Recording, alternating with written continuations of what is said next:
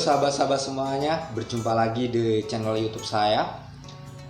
Bagi sahabat-sahabat yang belum subscribe, silahkan subscribe terlebih dahulu dan jangan lupa nyalakan notifikasi loncengnya. Pada kesempatan yang berbahagia ini, saya akan memperdalam bagaimana tentang silase. Di video saya sebelumnya, saya sudah mempraktikkan secara langsung bagaimana cara pembuatan silase daun singkong. Oleh karena itu, pada video kali ini saya akan lebih memperjelas atau memperdalam mengenai tentang silase ini. Silase adalah pakan yang telah diawetkan dengan cara difermentasi secara anaerob atau kedap udara yang berasal dari tanaman hijauan ataupun limbah industri pertanian dan bahan-bahan yang lainnya dengan memiliki kadar air tertentu sehingga dapat diawetkan di dalam silo atau wadah atau plastik selama kurang lebih 3 minggu. Tujuan dalam pembuatan silase adalah bagaimana kita dapat memaksimalkan kandungan nutrisi di dalam bahan pakan, terutama hijauan, sehingga dapat disimpan dalam kurun waktu yang lama dan nantinya dapat diberikan kepada ternak. Hal ini dapat mengatasi kesulitan dalam mendapatkan hijauan di musim kemarau nanti.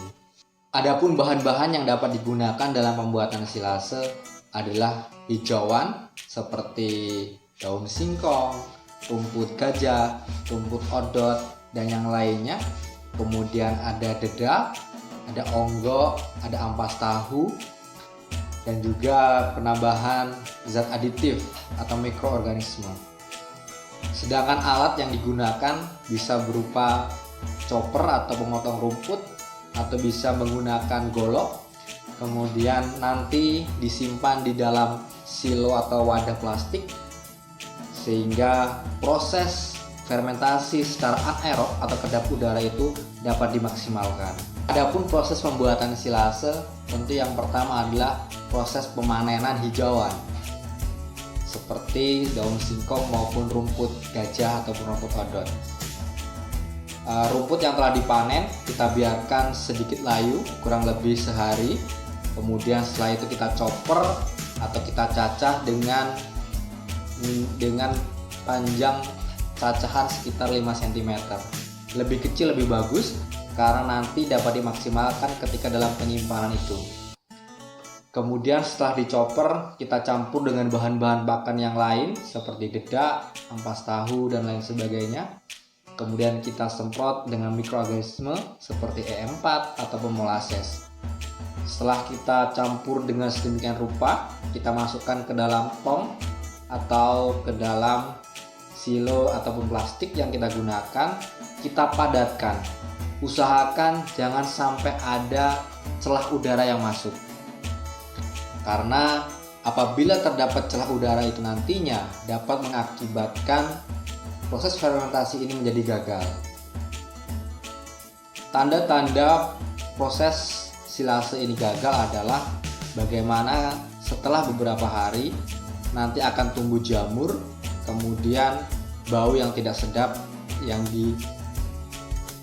ada pada silase yang kita buat tadi. Sehingga proses penyimpanan ini menjadi hal yang sangat penting. Tempatkan silo atau plastik di tempat yang sejuk, kemudian jauh dari jamahan binatang pengerat lain seperti tikus ataupun musang, karena apabila nanti ada bagian dari wadah tersebut atau plastik yang kita gunakan bocor, ini akan mengakibatkan udara masuk dan bakteri jahat berkembang di situ, sehingga proses fermentasi silase ini menjadi gagal. Kemudian setelah kurang lebih 3 minggu atau paling cepat sekitar 1 minggu, itu silase dapat kita buka, kita berikan kepada ternak.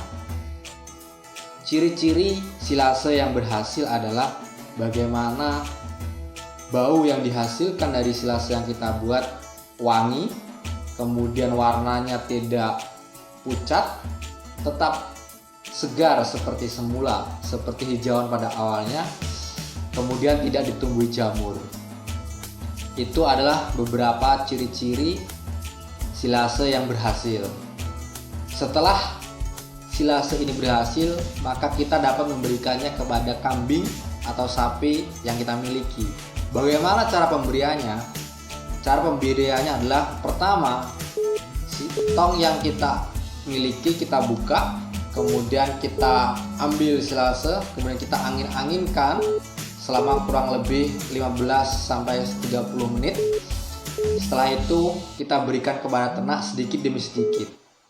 Tips apabila ternak kita belum pernah diberikan silase sebelumnya, yakni dengan cara pemberian sedikit demi sedikit dan dicampur dengan bahan pakan lainnya, bahan pakan segar yang biasa diberikan.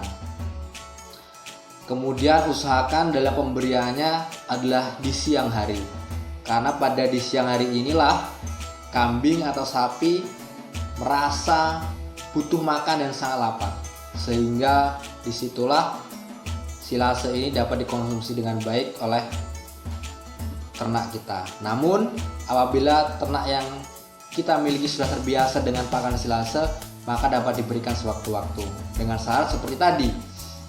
Silase yang kita miliki, yang kita buat harus diangin-anginkan terlebih dahulu, karena apabila kita langsung berikan masih ada gas yang tidak baik untuk kesehatan ternak.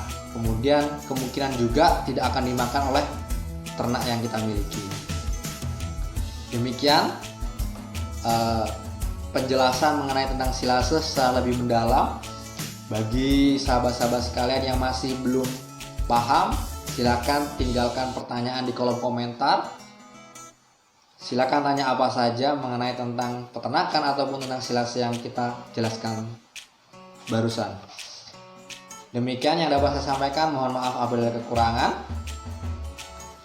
Jangan lupa subscribe channel ini dan like, share, bagikan ke teman-teman kalian agar channel yang kita bangun ini dapat berkembang dengan lebih baik.